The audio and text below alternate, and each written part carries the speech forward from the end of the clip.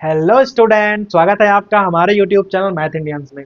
कक्षा 12 गणित में इस समय हम लोग पहला चैप्टर पढ़ रहे हैं, संबंध एवं फलन, रिलेशंस एंड फंक्शंस। और भाई आज के इस वीडियो में हम शुरू करने जा रहे हैं एक्सरसाइज 1.2। पिछले वाले वीडियो में हमने आपको पढ़ाया था कि भाई फलन क्या होते हैं और ये किस प्रकार से संबंध से अलग होते हैं। और भाई आपको ना यहाँ पर दो प्रकार के फलन पढ़ने हैं, एक तो एकाएकी और दूसरा आच्छादक, वन वन और आंटू। तो भाई दोनों ही फलन क्या होते हैं, इन्हें आप कैसे पहचानोगे और भाई कैसे प्रूव करोगे कि कौन सा एकाएकी है और कौन सा आच्छादक है, ये आपको हम पिछले वीडियो में पहले ही पढ़ा चुके हैं। तो भाई इस वाले वीडियो में हम आपको बताने वाले हैं एक्सरसाइज 1.2 का सवाल नंबर 1 से भाई शुरू करेंगे, ठीक है। अब देखिए प्रश्न नंबर 1 में क्या लिखा हुआ है। हमारे पास कोई फंक्शन है 1/x और भाई कहां से कहां तक है, r से r तक है।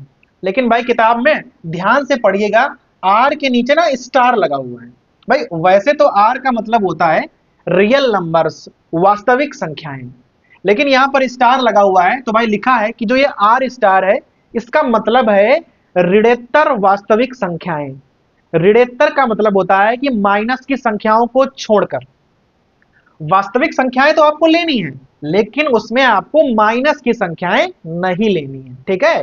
केवल आपको प्लस की संख्याएं ही लेनी है, उन्हें हम कहते हैं ऋणोत्तर वास्तविक संख्याएं, ठीक है। समझ में आ गया। तो आर स्टार से आर स्टार तक है फंक्शन जो हमारा है वो 1/x है। और भाई पहले ये दिखाना है हमको कि ये एकाएकी भी है और आच्छादक भी है, ठीक है। तो सबसे पहले आपको हम दिखाएंगे ये मैपिंग के द्वारा, ठीक है। पहले मैपिंग में दिखाएंगे और भाई फिर सवाल लगाकर दिखाएंगे, और आपको भाई दोनों तरीकों में जो अच्छा लगे आप उससे सवाल लगा सकते हो। तो सबसे पहले हम मैपिंग में दिखाने वाले हैं कि भाई कैसे आप सवाल को लगाने वाले हो। तो आप दो भाई यहाँ पर समुच्चय बना लो, ये आर स्टार है, ये वाला भी आर स्टार है, और ये हमारा फंक्शन एक्स है। इधर आपको एक्स लिखने हैं और इधर जो हमारा फंक्शन की वैल्यू होती है 1/x है, तो यहाँ पर आएंगे 1/x। अब आर स्टार में आपको लिखना क्या क्या है, ऋणोत्तर वास्तविक संख्याएं, मतलब केवल जो प्लस वाली संख्याएं हैं वही आप लिख सकते हो, लेकिन वास्तविक संख्याएं हैं, वास्तविक संख्याओं में आप कोई भी संख्या लिख सकते हो, बटे में हो, दशमलव में हो, कुछ भी लिख सकते हो। देखना 1 2 3 4 5 6 इस प्रकार से भी लिख सकते हो।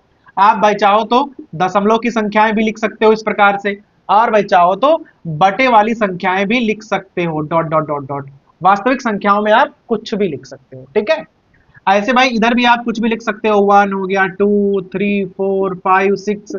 आप भाई चाहो तो बटे वाली संख्याएं भी लिख सकते हो, कोई भी संख्या आप लिख दो, वो सब वास्तविक संख्याएं होंगी जब तक कि आप कोई काल्पनिक संख्या नहीं लिख दोगे।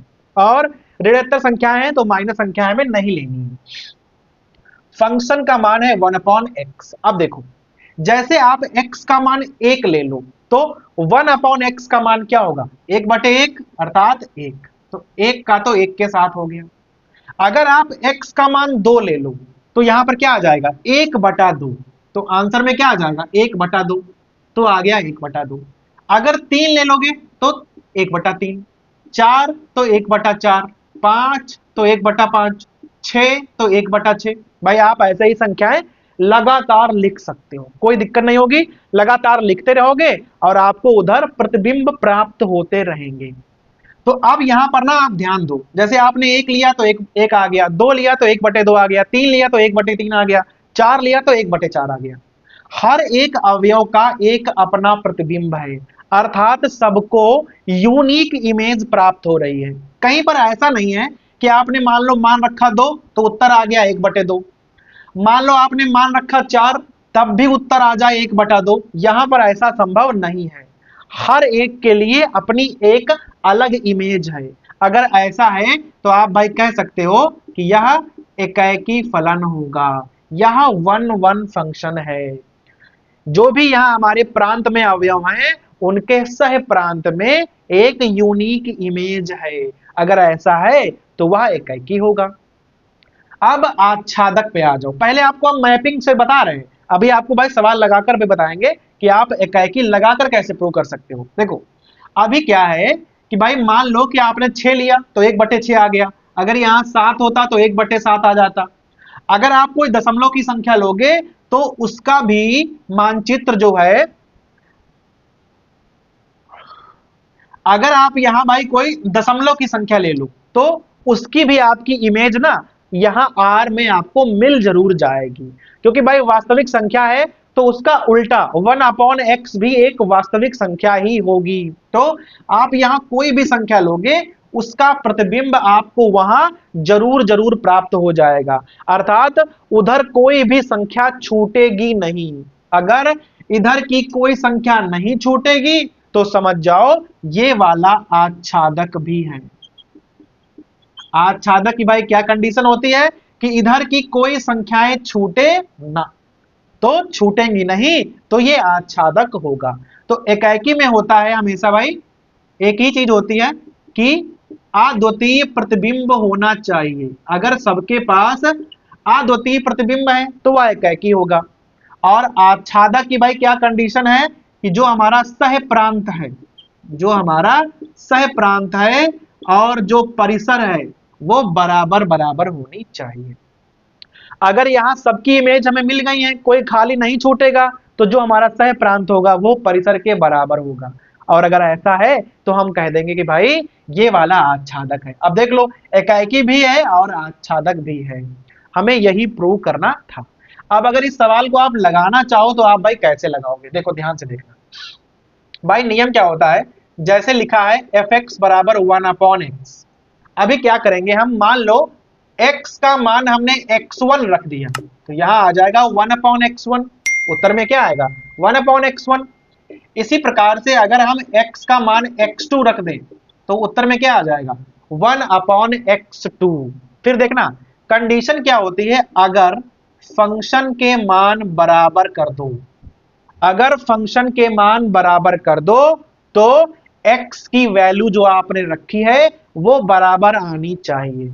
अगर फंक्शन के मान बराबर कर दिए हैं और x की वैल्यू बराबर आ गई है तो एकाएकी होगा वरना नहीं होगा। देखना यहां आप कर दो 1/x1 बराबर क्या हो जाएगा 1/x2। यहां जब हल करोगे तो क्या आ जाएगा x1 बराबर x2। तो अगर आपने फंक्शन की वैल्यू बराबर रखी है तो x की वैल्यू भी बराबर आनी चाहिए। अगर ऐसा है तो आप कह सकते हो कि वह एकाएकी होगा। जब आप मैपिंग में बनाते हो तो भाई कंडीशन क्या है कि अद्वितीय प्रतिबिंब होना चाहिए। यहां पर आपको दिखाना है कि किसी दो का सेम प्रतिबिंब नहीं है। अगर आप सवाल को भाई लगाकर प्रूव करना चाहते हो तो आप इस प्रकार से लगाओगे, ठीक है। आप x की कोई दो वैल्यू रखोगे, फंक्शन के मान बराबर करोगे उन्हीं वैल्यू पर, और भाई अगर वो दोनों जो वैल्यू आपने रखी थी दोनों के मान बराबर बराबर आ गए तो एकाएकी होगा और वरना नहीं होगा, ठीक है। तो ये हो गया लगाकर। अभी आच्छादक आप कैसे प्रूव करोगे भाई, मैपिंग में तो हमने बता दिया था, लेकिन यहां पर कैसे प्रूव करोगे देखना। सबसे पहले आप फंक्शन को लिख लो, फंक्शन x बराबर क्या है 1/x, ठीक है। अब भाई क्या करो, इसको आप y के बराबर मान लो, फंक्शन को आप y के बराबर मान लो हमेशा। फिर क्या करो, यहां से ना x की वैल्यू निकालो, क्या हो जाएगी 1/y। फंक्शन को हमेशा y के बराबर करो, आप कोई भी संख्या लिख सकते हो, और वहां से आप x की वैल्यू निकालो हमेशा। x की क्या वैल्यू आ गई है 1/y। अब ये आपको दिखाना है कि अगर y जो है ये r स्टार को बिलोंग करती है, r स्टार है ना, ठीक है भाई, ये प्रांत है ये सह प्रांत है, तो सह प्रांत वाला हमको देखना है। ये y जो है ये हमें सह प्रांत में मिलेगी। तो अगर y जो है वो r स्टार को बिलोंग करता है तो अगर आप वैल्यू रखोगे तो क्या जो x है वो r स्टार को बिलोंग करेगा, अगर बिलोंग करेगा तो आच्छादक होगा वरना नहीं होगा। अब आप क्या करो, आप y का कोई भी मान रखो जो एक रियल नंबर हो, r स्टार हो, आप मान रखोगे तो x के मान हमेशा r स्टार ही आएंगे। आप रखकर देख लो भाई, आप y का मान 5 रखकर देख लो तो x का मान क्या आ जाएगा 1/5। तो जो 1/5 वैल्यू है ये भी तो r स्टार के अंदर ही तो आएगी, ये भाई वास्तविक संख्या ही तो है। आप y का मान अगर वास्तविक संख्या रखोगे तो x का मान हमेशा वास्तविक अगर आएगा तो आच्छादक होगा, अगर नहीं आएगा तो नहीं होगा। तो भाई प्रश्न नंबर 1 काफी आसान था, इसीलिए हमने आपको भाई क्या किया है, दोनों चीजें आपको भाई हमने करके बता दी है। कि अगर आपको भाई सवाल लिखकर लगाना है तो आप एकाएकी और आच्छादक इस प्रकार से प्रूव करने वाले हो। अगर आपको भाई मैपिंग पसंद है और आप मैपिंग से बताना चाहते हो कि एकाएकी है या आच्छादक है, तो आप इस प्रकार से भाई बनाकर दिखा सकते हो। ठीक है, दोनों ही तरीके हैं, आपको भाई जो अच्छा लगे। तो ये हो गया हमारा प्रश्न नंबर 1। अब भाई प्रश्न नंबर 2 पे आ जाओ। देखो 2 में क्या है, हमारे पास 5 खंड हैं। भाई कहने को 5 खंड है, लेकिन वहां सवाल केवल 2 ही है। जो हमारा फंक्शन है एफ एक्स बराबर एक्स स्क्वायर, इस पर 3 खंड दिए हुए हैं, और एक बार फंक्शन बदल जाएगा उस पर 2 खंड दिए हुए हैं। बस अंतर क्या है कि जो हमारे समुच्चय हैं वो हर बार बदल जाएंगे। तो भाई उसके हिसाब से आपको दिखाना है कि ये वाले एकाएकी या आच्छादक क्या क्या है, ये आपको दिखाना पड़ेगा। जैसे पहला खंड है उसमें फंक्शन है एफ एक्स बराबर एक्स स्क्वायर, और जो हमारे पास n से n तक है। भाई n का मतलब होता है प्राकृतिक संख्याएं, नेचुरल नंबर्स। ठीक है, तो पहले तो आपको हम दिखाएंगे मैपिंग से कि ये वाला एकाएकी आच्छादक है या नहीं है। अब बहुत ध्यान देना, इस प्रकार से आप n और n को बना लो। ये n है, ये n है, और ये है हमारा फंक्शन। ठीक है, तो यहां होगा x और यहां होगा एक्स स्क्वायर। इधर आप x के मान रखोगे तो उधर आएगा उत्तर, और उत्तर क्या है, एक्स स्क्वायर। अब आप बताओ कि प्राकृतिक संख्याएं क्या होती हैं। भाई प्राकृतिक संख्याएं 1 से शुरू होती है, 1 2 3 4 5 6 7 8 9, इस प्रकार से चलती हैं। ठीक है, सेम यहां पर भी प्राकृतिक संख्याएं हैं, तो कुछ बदलना नहीं है, आप वैसे ही संख्याओं को लगातार लिख दीजिए। ठीक है, क्लियर हो गया। अब देखो इधर x के मान रखने हैं और उधर उत्तर में क्या आएगा, एक्स स्क्वायर। जैसे आप अगर x का मान 1 रखोगे तो एक्स स्क्वायर का मान 1 होगा। क्लियर है, अगर 2 रखोगे तो स्क्वायर का मान 4 होगा, अगर 3 रखोगे तो स्क्वायर का मान 9 होगा, 4 रखोगे तो स्क्वायर का मान 16 होगा, जो आपको भाई आगे इसमें मिल जाएगा। 5 रखोगे तो 25 होगा, 6 रखोगे तो 36 होगा, जो कि भाई प्राकृतिक संख्याओं में कहीं ना कहीं आपको मिल जाएगा। ठीक है, अब भाई आपको लग रहा होगा यहां पर कि ये वाला एकाएकी है, लेकिन थोड़ा और ध्यान से भाई सोचिए कि कहीं ऐसा तो नहीं है कि भाई देखो 2 रखा है तो 4 आ गया, कोई और संख्या तो ऐसी नहीं है जिसका वर्ग करो तो 4 आ जाए। संख्या इधर इधर कोई और संख्या तो ऐसी नहीं है आपके दिमाग में भाई जिसका आप वर्ग करो तो 4 आ जाए। अब देखो इधर ऐसी कोई संख्या नहीं होगी जो आप रखोगे तो 4 आ जाएगा। केवल 2 ऐसी संख्या है जिसका वर्ग 4 होता है, एक का वर्ग 1 होता है, 3 का वर्ग 9 होता है, और कोई संख्या इधर ऐसी नहीं है। वैसे तो -2 का वर्ग भी 4 होता है। भाई 2 का वर्ग 4 है तो -2 का वर्ग भी 4 होता है, लेकिन माइनस की संख्याएं n में नहीं आती हैं। माइनस की संख्याएं प्राकृतिक संख्याएं नहीं होती हैं, तो यहां तो होंगी नहीं, तो केवल 2 का वर्ग ही 4 होगा। अर्थात सबके पास अपने अपने प्रतिबिंब हैं, यूनिक प्रतिबिंब है, सो ये एकाएकी तो पक्का पक्का है। एकाएकी हो गया। अब आच्छादक पे ध्यान दो। आच्छादक में नियम यह होता है कि इधर कोई भी संख्याएं छूटनी नहीं चाहिए। अब देखो इधर देखो 2 छूट गया, 3 छूट गया, 5 6 7 8 छूट गया। क्यों? क्योंकि भाई ऐसी कोई प्राकृतिक संख्या होती ही नहीं है जिसका वर्ग 2 हो, 3 हो, 5 हो, 6 हो, 7 हो, 8 हो, और भी आगे संख्या ऐसी होंगी। प्राकृतिक संख्याएं तो नहीं होती भाई। वैसे तो √2 का वर्ग 2 होगा, पर √2 है वो n में नहीं होगी, वो प्राकृतिक संख्या होती ही नहीं है। अगर ऐसा नहीं होता है तो इधर काफी लोग खाली छूट जाएंगे, और अगर 1 तक खाली छूट गया, 1 तक, तो वो आच्छादक नहीं माना जाएगा। लेकिन ये एकाएकी था, तो अगर n से n तक है तो वो एकाएकी तो होगा लेकिन आच्छादक नहीं होगा। तो अगर आप इस प्रकार से मैपिंग करवाओगे तो भाई ये सवाल काफी आसान आपको लगने वाले हैं। बस आप इतना समझते हो कि भाई प्राकृतिक संख्याएं क्या होती हैं, पूर्णांक क्या होते हैं, वास्तविक संख्याएं क्या होती हैं, ये बात आपको एकदम क्लियर होनी चाहिए। अब देखना, अगर इस सवाल को आप नॉर्मली लगाना चाहो तो आप कैसे लगाते हो। देखो यहां आप लिखोगे, आप मान लो x का मान x1 रखोगे तो यहां आ जाएगा x1 का वर्ग, फिर यहाँ कर दोगे x2 तो यहाँ आ जाएगा x2 का वर्ग। फिर दोनों फंक्शन के मान आप बराबर कर दोगे इस प्रकार से। अगर आप दोनों के मान बराबर करोगे तो भाई इस प्रकार से बराबर हो जाएगा, x1 स्क्वायर बराबर x2 स्क्वायर। तो यहां से x1 के ना दो मान आएंगे, अगर एक से ज्यादा मान आते हैं तो वो एकाएकी नहीं होगा। और यहां पर हम लोगों ने सिद्ध कर दिया है कि वो एकाएकी है, जबकि यहां पर ऐसा आ गया कि वो एकाएकी नहीं है। अब देखो क्यों आ गया है भाई, x1 का दो मान आए हैं, एक तो आया है प्लस x1, दूसरा सॉरी प्लस x2 और दूसरा आ गया माइनस x2। फिर आप यहां लिखोगे कि जो माइनस x2 है वो n को बिलोंग नहीं करेगा, माइनस की संख्याएं प्राकृतिक संख्याएं नहीं होती। तो अगर ऐसा है तो फिर x1 का एक ही मान होगा, और वो कौन सा होगा, x1 बराबर x2। अगर एक ही मान है तो वो एकाएकी हो गया, हो गया एकाएकी। अब देख लो आच्छादक कैसे होगा, बहुत ध्यान लगाना। फंक्शन x को हमेशा y के बराबर मान लो। फंक्शन x का मान है x स्क्वायर और बराबर y। यहां से आप x का मान निकालो, क्या हो जाएगा, अंडर रूट y।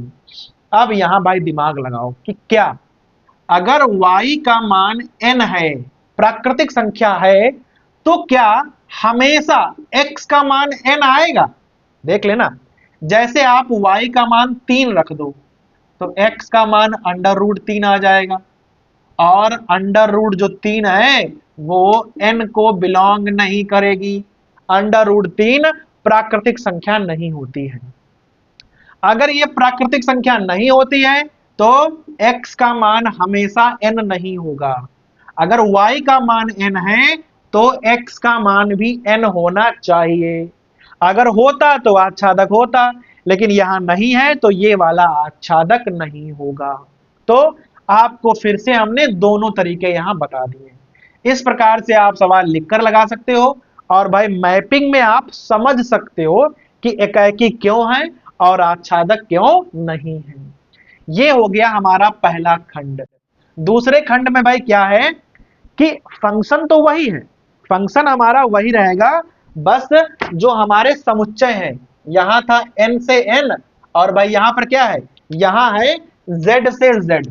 अब z क्या होते हैं, z होते हैं हमारे पूर्णांक। z क्या होते हैं, पूर्णांक होते हैं। तो अभी आपको ये दिखाना है कि ये एकाएकी और आच्छादक होगा कि नहीं होगा। देखना कैसे, तो भाई देख लो फंक्शन वही है लेकिन समुच्चय बदल गए हैं। तो हमने भाई समुच्चय हटा दिए और नए समुच्चय यहां पर हम लिखने वाले हैं। ये z है, ये z है, फंक्शन x है, यहाँ x के मान उठाने हैं और यहाँ x स्क्वायर के मान। अब देखना प्राकृतिक संख्याओं में और पूर्णांक में क्या अंतर होता है। पूर्णांक में क्या होता है, पूर्ण संख्याएं लिखी जाती हैं, लेकिन यहाँ प्लस और माइनस जीरो सहित प्रत्येक संख्या लिखी जाती है। जैसे मान लो कि -9 हो गया, -8, -7, -6, -5, 4, 3, 2, 1, 0, 1, 2, 3, 4, 5, 6। इस प्रकार से भाई ये हमारे z हैं। इस प्रकार से आपको यहां पर भी लिखने हैं। जरूरी नहीं है आप उतनी संख्याएं लिखो, जितना भाई आपका मन करे आप उतनी संख्याएं लिख सकते हो। 0 हो गया, 1, 2, 3, 4, 5, 6, 7, 8, 9। इस प्रकार से और भी संख्याएं आप लिख सकते हो। ठीक है, सब संख्याएं लिखने की जरूरत नहीं है, हमें यहाँ पर केवल समझना है बस। अब देखना वही करना है, x का मान यहां से रखना है और यहाँ x स्क्वायर के मान हमें उठाने हैं। देखना जैसे 1 का वर्ग 1 होता है, सबको पता है। 2 का वर्ग 4 होता है, सबको पता है। 3 का वर्ग 9 होता है, सबको पता है। पर यहाँ एक प्रॉब्लम है, यहाँ माइनस की संख्याएं भी आ गई हैं। -1 का वर्ग भी 1 होता है, -2 का वर्ग भी 4 होगा, -3 का वर्ग भी 9 होगा। देख लो दो लोगों के सेम प्रतिबिंब है वहां पर। -1 का भी 1 है, 1 का भी 1 है, 2 का 4 है तो -2 का भी 4 है, 3 का 9 है तो -3 का भी 9 है। डबल डबल है तो आप तुरंत समझ जाओ कि ये एकाएकी तो कतई नहीं होगा, हो ही नहीं सकता है, क्योंकि डबल डबल है प्रतिबिंब वहां पर, तो एकाएकी नहीं होगा। अब आच्छादक का भाई देख लो, आच्छादक में क्या वही पुराना नियम कि कोई चीज छूटनी नहीं चाहिए। देखो, आपको पता है किसी भी संख्या का वर्ग कभी भी माइनस में नहीं होता है। तो -1, -2, -3, -4, -5, 6, 7, 8 जितनी भी संख्याएं माइनस की हैं उनका भाई यहां पूर्व प्रतिबिंब नहीं होगा। अर्थात इधर की ऐसी कोई संख्या नहीं है जिसके प्रतिबिंब ये माइनस वाले हों। माइनस वाले खाली पड़े रहेंगे, क्योंकि किसी भी संख्या का वर्ग कभी माइनस नहीं हो सकता है। और अगर इधर माइनस वाले खाली पड़े रहेंगे तो ये आच्छादक भी नहीं होगा। तो ये वाला ना एकाएकी है और ना आच्छादक है। समझ में आ गया कि भाई एकाएकी क्यों नहीं है? क्योंकि डबल डबल का सेम प्रतिबिंब है। आच्छादक क्यों नहीं है? क्योंकि यहां भी माइनस की संख्याएं छूटी पड़ी रहेंगी और इधर भी प्लस वाली संख्याएं, जो पूर्ण वर्ग संख्याएं नहीं है वो भी छूटी पड़ी रहेंगी। तो जब संख्याएं छूटी पड़ी रहेंगी तो वो आच्छादक नहीं होगा। अगर आप लगाकर चेक करना चाहते हो तो पूरा सवाल आप वैसे ही लगाओगे, बस खाली कहां पे अंतर रखोगे, आप ये चीज यहां से गायब कर दोगे और भाई ये वाली चीज भी यहां से आप गायब कर दोगे। यहां आप लिखने वाले हो x1 बराबर प्लस माइनस x2, क्योंकि z में प्लस की संख्याएं भी होती हैं और माइनस की संख्याएं भी होती हैं। तो यहां अगर x के 2 मान आ गए हैं तो ये एकाएकी नहीं होगा। साफ तौर पे बात है। ये भी पूरा सवाल आप ऐसे ही लगाओगे, बस जहां n लिखा है वहां आप z कर दोगे बस। आप देखना ढंग से भाई, नियम यह है अगर y का मान आप z रखो तो x का मान भी z आना चाहिए। अगर हम y का मान रख दें माइनस में, -3 रख दें तो x का मान आ जाएगा माइनस के √3। और आपको भाई पता है कि माइनस का अगर √ है तो वह तो काल्पनिक संख्या होती है, वो कभी भी z तो होगी नहीं। तो जब अगर x का मान z नहीं होगा तो ये वाला आच्छादक नहीं होगा। क्लियर हो गया है?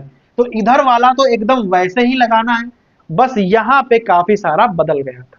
तो समझ में आ गया, ये वाला ना तो एकाएकी है और ना ही आच्छादक है।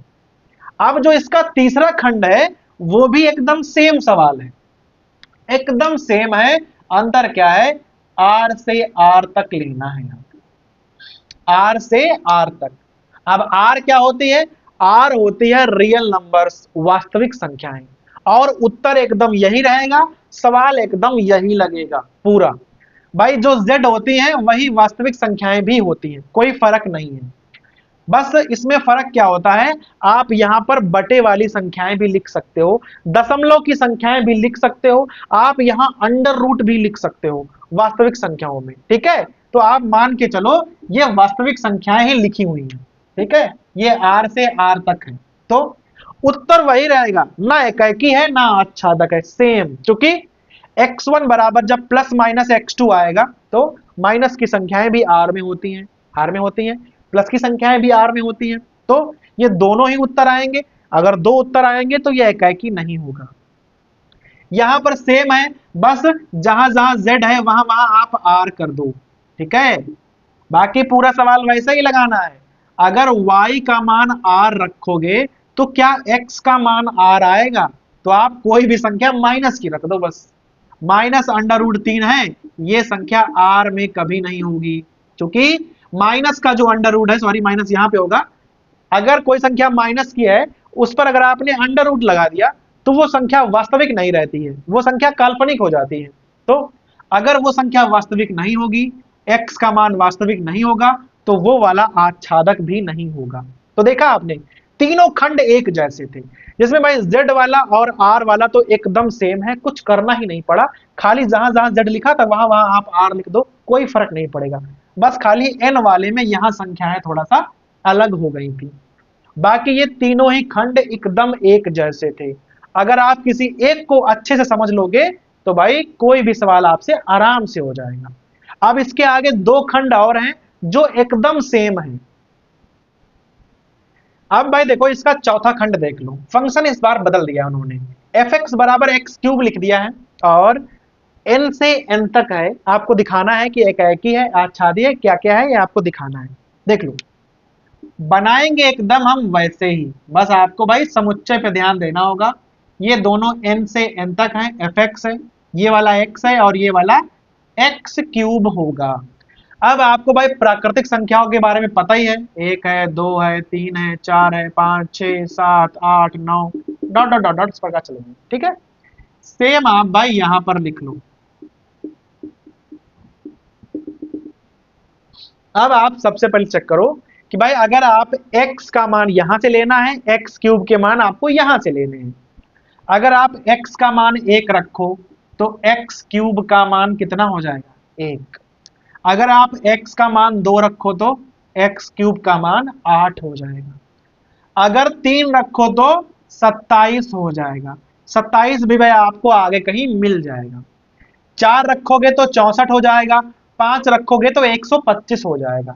अर्थात भाई इधर की आप कोई भी संख्या ले लो, उधर प्रतिबिंब बन रहा है और एक का एक ही बन रहा है। जैसे 1 रखोगे तो 1 आएगा, 2 रखोगे तो 8 आएगा, 3 रखोगे तो 27 आएगा। ऐसा नहीं है कि 2 रखा तो 8 आ गया, 3 रखा तब भी 8 आ गया, ऐसा नहीं है।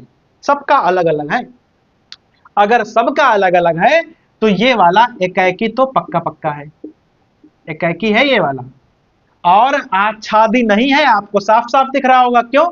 क्योंकि 2 है, 3 है, 4 है, 5 है, 6 है, 7 है, इन लोगों को कोई पूछेगा ही नहीं, क्योंकि ऐसी कोई भी प्राकृतिक संख्या नहीं होती है जिसका क्यूब करने पे 2 आ जाए, 3 आ जाए, 4 आ जाए, 5 आ जाए, कभी आ ही नहीं सकता। ऐसी कोई प्राकृतिक संख्या होती ही नहीं है जिसका 3 घाते कर दो और उत्तर 2 आ जाए। तो अगर ये लोग खाली पड़े रहेंगे, अगर खाली पड़े रहेंगे तो ये वाला आच्छादक नहीं होगा। एकाएकी है पर आच्छादक नहीं है। यही बात आप लगाकर भी चेक कर सकते हो। एफ एक्स वन बराबर क्या लिखोगे, X cube. F X two बराबर क्या लिखोगे, एक्स टू का क्यूब। फिर आप दोनों बार फंक्शन का मान बराबर कर दोगे तो यहां आएगा एक्स वन क्यूब बराबर एक्स टू क्यूब। अगर x1 क्यूब का मान x2 क्यूब है तो x1 बराबर x2 होगा। हालांकि ऐसा जरूरी नहीं है। देखो, अगर कहीं पर लिखा हो x क्यूब बराबर 1 तो जरूरी नहीं है कि x का एक ही मान आए, 3 मान आएंगे। अगर यहाँ 3 घाते हैं तो यहाँ 3 उत्तर आएंगे। एक उत्तर होता है 1, बाकी उत्तर ओमेगा में होते हैं। और जो ओमेगा होते हैं वो वास्तविक संख्याएं नहीं होती हैं, वो होती हैं काल्पनिक संख्याएं। और यहाँ पर क्या है, यहाँ पर प्राकृतिक संख्याएं हैं, तो अगर क्यूब भी है तब भी एक ही उत्तर आएगा। वैसे यहाँ पर 3 उत्तर आएंगे, लेकिन चूंकि ये प्राकृतिक संख्याएं हैं तो बाकी के जो 2 उत्तर होते हैं वो ओमेगा में होते हैं, अर्थात वो काल्पनिक होते हैं, तो वो यहां हमें नहीं लेने हैं। एक उत्तर आया तो एकाएकी होगा। अब देख लो, अगर यहां पर आप फंक्शन x को y के बराबर मान लो तो y बराबर क्या हो जाएगा, x क्यूब। यहां से x का मान क्या हो जाएगा, क्यूब रूट ऑफ y। अब देखना, अगर y का मान आप रखो n अर्थात प्राकृतिक संख्या, तो क्या x का मान हमेशा प्राकृतिक संख्या होगी, नहीं होगी, कतई नहीं होगी। देखना क्यों, अगर आप y का मान 2 रख दो, यहां बता दे रहे हैं, अगर आप y का मान 2 रख दो तो x का मान क्या हो जाएगा, क्यूब रूट ऑफ 2।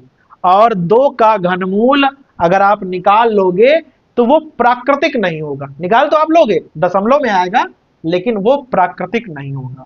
अगर ये प्राकृतिक नहीं है तो ये आच्छादक भी नहीं होगा। सिंपल बात है एकदम। तो समझ में आ गया, एकाएकी तो है लेकिन आच्छादक नहीं है। तो भाई ये हो गया हमारा चौथा खंड।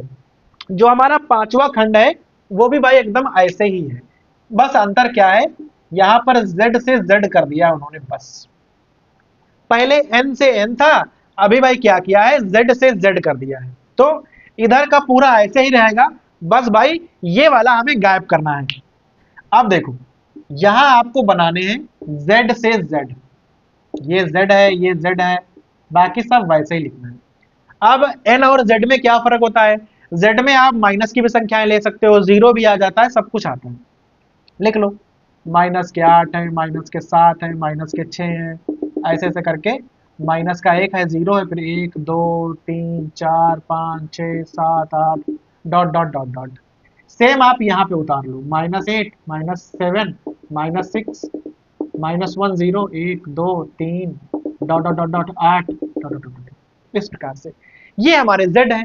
भाई पूर्णांक है तो पूर्णांक में क्या होता है, माइनस की संख्याएं भी होती हैं लेकिन पूर्ण संख्याएं होती हैं। अब देखो अगर हम यहाँ -1 का क्यूब करेंगे तो -1 हो जाएगा। अगर यहाँ कहीं -2 लिखा होता उसका क्यूब करते तो -8 हो जाएगा, कोई दिक्कत नहीं है। 1 का क्यूब 1 हो जाएगा, 2 का 8 हो जाएगा, 3 का कहीं पे 27 लिखा होगा वो हो जाएगा। देख रहे हो सबका अपना अपना क्यूब है, कोई दो संख्याएं ऐसी नहीं है जिनका क्यूब एक जैसा हो। ऐसा नहीं है कि भाई 1 का क्यूब 1 है तो -1 का क्यूब भी 1 है, ऐसा नहीं है। -1 का अपना अलग है, 1 का अपना अलग है। यहाँ पर सब लोगों का सिस्टम अपना अपना अलग है तो ये वाला एकाएकी होगा।